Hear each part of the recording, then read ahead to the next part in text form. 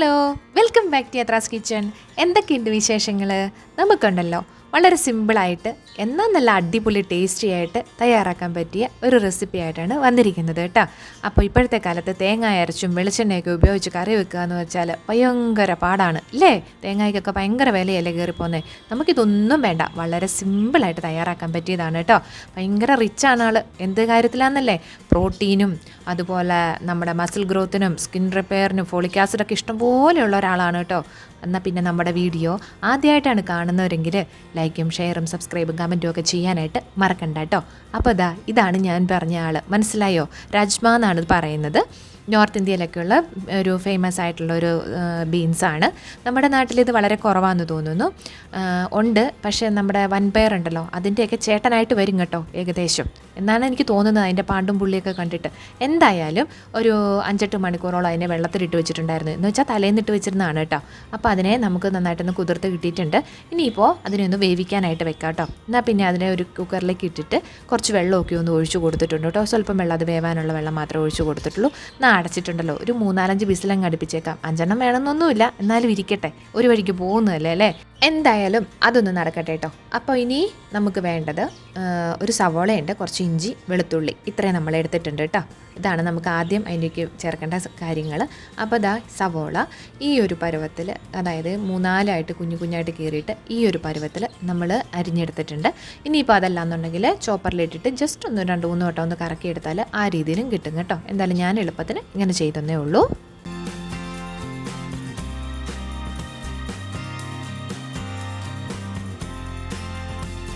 നമ്മുടെ സവോളയൊക്കെ ഒന്ന് അരിഞ്ഞെടുത്തിട്ടുണ്ട്. ഇനിയിപ്പോൾ ഇഞ്ചിയും വെളുത്തുള്ളിയും ഉണ്ട്. ഇതിനെ നമുക്ക് അരിയണ്ട, പേസ്റ്റായിട്ടൊന്ന് നന്നായിട്ട് അരച്ചെടുത്താൽ മതി കേട്ടോ. അപ്പോൾ നമ്മുടെ രാജ്മേനയൊക്കെ ഒന്ന് മാറ്റി വെച്ചിട്ടുണ്ട്. ഒരു 3-4 ബിസിലൊക്കെ അടിച്ച് കഴിഞ്ഞപ്പോൾ ഇനി ഒരു കടായി അടുപ്പത്തോട്ട് വെച്ചിട്ട് അതിലേക്ക് നമ്മൾ ഒലിവ് ഓയിലാണ് ഒഴിച്ചു കൊടുത്തിരിക്കുന്നത്. ഇനി ഒലിവ് ഓയിൽ അല്ലാന്നുണ്ടെങ്കിൽ വെജിറ്റബിൾ ഓയിൽ ഉപയോഗിക്കാം. എന്തായാലും കോക്കനട്ട് ഓയിൽ വേണ്ട, ടേസ്റ്റ് അങ്ങ് മാറിപ്പോകും. ഇനിയിപ്പോൾ ആ എണ്ണയൊക്കെ ഒന്ന് ചൂടായി വന്ന സമയത്ത് നമ്മൾ ജീരകം ഇട്ട് കൊടുത്തിട്ടുണ്ട്. നമ്മുടെ നല്ല ജീരകം ഉണ്ടല്ലോ അത് കേട്ടോ. പിന്നെ സ്പൈസസ് എന്താണെങ്കിൽ ഇട്ട് കൊടുക്കാം. ഞാനിവിടെ കറുവപ്പട്ട ഇട്ട് കൊടുത്തിട്ടുണ്ട്, ഗ്രാമ്പൂ ഉണ്ട്, പിന്നെ ഒരു ഏലക്കായും കൂടി ഇട്ട് കൊടുത്തിട്ടുണ്ട് കേട്ടോ. ഇതെല്ലാം കൂടെ ചെറുതായിട്ടൊന്ന് ചൂടാക്കിക്കൊള്ളുക.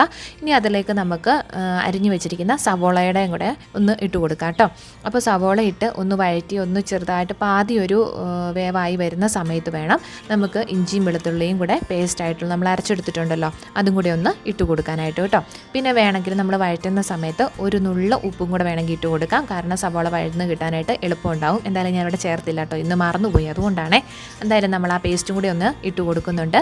അതും കൂടി ഇട്ട് കൊടുത്ത് നന്നായിട്ടൊന്ന് ഇളക്കി കൊടുത്തോളുക.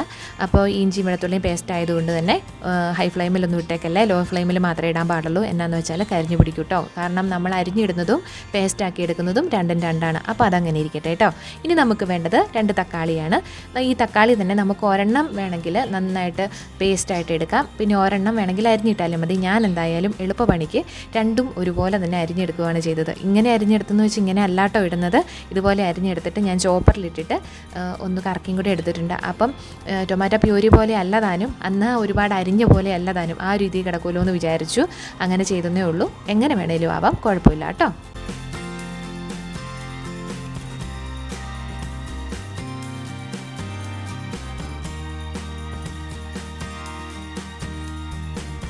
അപ്പോൾ നമ്മുടെ തക്കാളിയൊക്കെ ഒന്ന് അരിഞ്ഞുകൊണ്ട് വന്നപ്പോഴത്തേക്കും ഇവിടെ നമ്മുടെ വെളുത്തുള്ളി ഇഞ്ചിയും സവോളയൊക്കെ കൂടെ ഒന്ന് കരിയാനുള്ള പ്ലാനും ഒക്കെ ആയിട്ട് ഇനി ഇരിക്കുമായിരുന്നു. പക്ഷേ കരിയിച്ചൊന്നും കളഞ്ഞില്ല, പെട്ടെന്ന് തന്നെ ഒന്ന് ഇളക്കിയിട്ട് കൊടുത്തേച്ചു. ഇനി നമുക്ക് അതിലേക്ക് നന്നായിട്ട് മൂത്ത് വന്നിട്ടുണ്ടല്ലോ, അതിലേക്ക് നമുക്ക് ഒരു 1/4 ടീസ്പൂണോളം മഞ്ഞൾപ്പൊടി ഇട്ട് കൊടുത്തിട്ടുണ്ട്.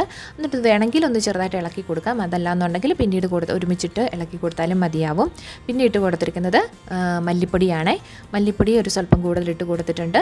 പിന്നെ പോയിട്ട് നമ്മൾ മുളക് പൊടിയും കൂടി ഇട്ട് കൊടുത്തിട്ടുണ്ട്. മുളക് പൊടി എരിവിനനുസരിച്ച് ഇട്ട് കൊടുക്കാം. എരിവൊട്ടും വേണ്ടെന്നുണ്ടെങ്കിൽ കാശ്മീരി മുളക് പൊടി ഇട്ട് കൊടുത്താൽ മതിയാവും. ഞാൻ എന്തായാലും സാധാരണ മുളക് പൊടി തന്നെയാണ് ഇട്ട് കൊടുത്തിരിക്കുന്നത്. നല്ല സ്പൈസിയാണ് കേട്ടോ. അപ്പോൾ ഏതായാലും അതുകൊണ്ട് കുറച്ച് തന്നെ ഇട്ട് കൊടുത്തിട്ടുള്ളൂ. ഇനി ഇതെല്ലാം കൂടെ കൂട്ടി പൊടി നന്നായിട്ട് നമുക്കൊന്ന് മൂപ്പിച്ചെടുക്കേണ്ടതുണ്ട് കേട്ടോ. അപ്പോൾ അതെല്ലാം കൂടെ ഒന്ന് മൂത്ത് വന്നതിന് ശേഷം ഞാൻ 1 ടീസ്പൂണോളം ഗരം മസാലയും കൂടി ഇട്ട് കൊടുത്തിട്ടുണ്ട്. ഇനി ഗരം മസാല ഇല്ലെങ്കിൽ നമുക്ക് രാജ്മ മസാല തന്നെ കിട്ടും, അതാണേലും കുഴപ്പമില്ല, എന്താണേലും കുഴപ്പമില്ല കേട്ടോ. രണ്ടും നല്ല ടേസ്റ്റ് തന്നെയാണ്. എന്തായാലും ഈ പൊടികളെല്ലാം കൂടെ നമുക്ക് നന്നായിട്ടൊന്ന് മൂപ്പിച്ചെടുക്കാം കേട്ടോ.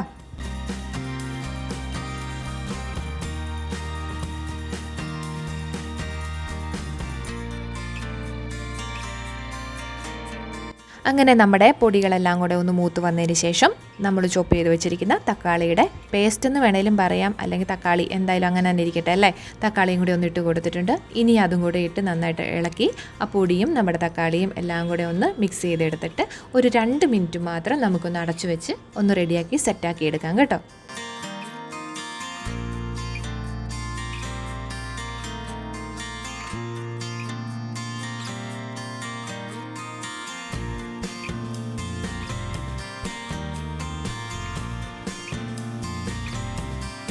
ഇനിയിപ്പോൾ ഇതൊന്ന് റെഡിയായി വരുന്ന സമയം കൊണ്ട് നമ്മുടെ രാജ്മയും കൂടെ ഒന്ന് നോക്കാം.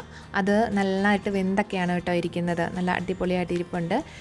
ഇത് വെന്ത് വരുമ്പോഴത്തേക്കും കുറച്ചുകൂടെ നല്ല വലുതായിട്ട് ഇങ്ങനെ വരും കേട്ടോ, അതാണ് അതിൻ്റെ രീതി. അപ്പോൾ തന്നെ നമുക്ക് പെട്ടെന്ന് കാണുമ്പോൾ ഒരു ബുദ്ധിമുട്ട് പോലെയാണ്. എനിക്ക് ആദ്യമൊക്കെ ഉണ്ടാക്കുമ്പോൾ ഒരു ഭയങ്കര ഒരു എന്താ പറയുക, നമ്മുടെ വൻപയറൊക്കെ ഇത്ര ഒന്ന് സാധാ കുഞ്ഞല്ലേ, പക്ഷേ ഇത് കാണുമ്പോൾ എന്തോ ഒരു ബുദ്ധിമുട്ട് പോലെയായിരുന്നു. ഇപ്പോൾ പക്ഷേ നല്ല ടേസ്റ്റിയാണ്. എന്തായാലും ഞാൻ അതിനകത്ത് നിന്ന് എടുത്ത് ഒരു കുഞ്ഞ് ബൗളിനകത്തെടുത്ത് ഇത്തിരി മാറ്റി വയ്ക്കുന്നുണ്ട്. അപ്പം എന്താ പറയുക, അത് നമ്മുടെ വേവാൻ വെച്ചിരിക്കുന്ന നമ്മുടെ തക്കാളിയുടെ മിക്സ് എല്ലാം കൂടെ നമുക്കൊന്ന് നോക്കാം. അതെല്ലാം 2 മിനിറ്റ് മതി, അത് കൂടുതലൊന്നും ആവശ്യമില്ല. അതെല്ലാം കൂടെ ഒന്ന് പൊടിയെല്ലാം കൂടെ ഒന്ന് ആയി വരാൻ വേണ്ടിയിട്ട് അത്രയേ ഉള്ളൂ. അപ്പോൾ അതെല്ലാം കൂടെ ഒന്ന് ഇളക്കി ഇട്ട് കൊടുത്തതിന് ശേഷം നമ്മളിപ്പോൾ മാറ്റി വെച്ചിരുന്നില്ലേ ആ പയറും കൂടെ അതിൻ്റെ അകത്തേക്ക് ഒന്ന് ഇട്ട് കൊടുത്തോളുക കേട്ടോ. എന്തിനാണെന്നല്ലേ, അതും കൂടെ ഇട്ട് നന്നായിട്ട് ഉടച്ചെടുക്കണം. എന്നാന്ന് വെച്ചാൽ നമ്മുടെ ഗ്രേവിക്ക് നല്ല തിക്നെസ് കിട്ടാൻ വേണ്ടിയിട്ടാണ് ഇങ്ങനെ ചെയ്യുന്നത് കേട്ടോ.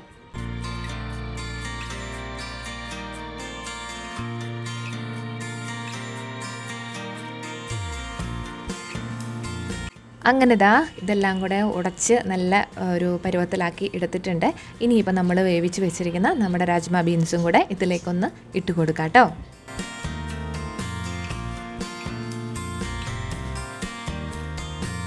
അങ്ങനെ അതും കൂടെ മസാലയിലേക്കൊന്ന് ഇട്ട് കൊടുത്തിട്ട് നന്നായിട്ടൊന്ന് ഇളക്കി കൊടുത്തോളുക. പിന്നെ ഒരു കാര്യം മറക്കണ്ട, നമ്മൾ ഉപ്പ് ചേർത്തിട്ടില്ല. ഉപ്പും കൂടി ഇതിനിടയ്ക്ക് നമുക്ക് ചേർത്ത് കൊടുക്കേണ്ടതുണ്ട്. അതുകൊണ്ട് ഇതൊന്ന് ഇളക്കി കൊടുത്തതിന് ശേഷമോ അല്ലെങ്കിൽ അല്ലാതെ വേണേലും നമുക്കിട്ട് കൊടുക്കാം കേട്ടോ.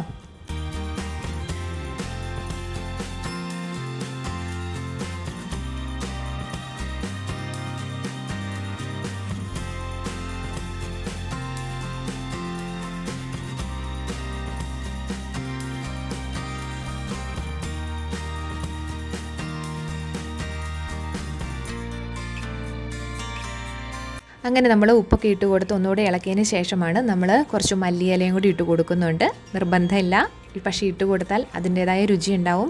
പിന്നെ ഒരു കാര്യം, ഈ മല്ലിയില ഇട്ട് കൊടുക്കുന്ന സമയം കൊണ്ട് തന്നെ നമുക്ക് കസ്തൂരി മേത്തി ഉണ്ടെങ്കിൽ അതും കൂടി ഇട്ട് കൊടുക്കാം. നമ്മുടെ കയ്യിൽ അതൊന്നും സ്റ്റോക്കില്ല, കാരണം നമ്മൾ സൗത്ത് ഇന്ത്യൻസ് സാധാരണ ഇത്ര ഒന്നും ഉപയോഗിക്കാറില്ല. അതുകൊണ്ട് തന്നെ പക്ഷേ അതുകൂടെ ഇടുവാണെങ്കിൽ കറിക്ക് ഒന്നുകൂടി ടേസ്റ്റ് വരും. ശരിക്കും നോർത്ത് ഇന്ത്യൻ ഡിഷായിട്ട് തന്നെ വരും കേട്ടോ.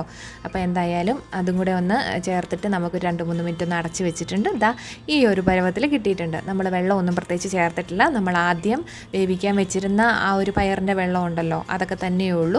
പിന്നെ ഇപ്പോൾ വെന്ത് വന്നപ്പോൾ ഈ ഒരു പരുവത്തിലാക്കി നമുക്ക് കിട്ടിയിട്ടുണ്ട് കേട്ടോ. അങ്ങനെ ഇനി നമുക്ക് ഇതൊന്നും മാറ്റി വെക്കാം, വേറൊരു പാത്രത്തിലേക്കാക്കി സെർവ് ചെയ്ത് വെക്കാവുന്നതാണ്. ഇനി അതിലേക്ക് നമുക്ക് ഇച്ചിരി കടുക് പൊട്ടിക്കുന്നതിന് പകരമായിട്ട് നമ്മൾ ഒരു കടായിലേക്ക് ഒരു കുഞ്ഞു കഷ്ണം ബട്ടർ ഇട്ട് കൊടുക്കുന്നുണ്ട്.